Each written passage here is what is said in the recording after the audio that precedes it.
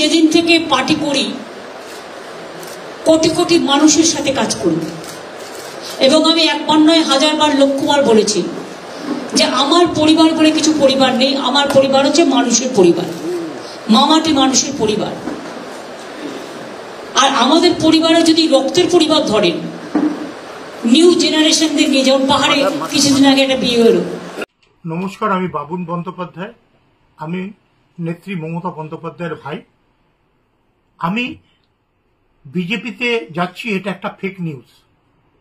আমি বিশ্বাস করি মমতা বন্দ্যোপাধ্যায় পশ্চিমবঙ্গে যতদিন থাকবে নেত্রীর সঙ্গে থাকবো। এটা আমার জনগণের কাছে, সবার কাছে এই বার্তা আমি পৌঁছে দিলাম।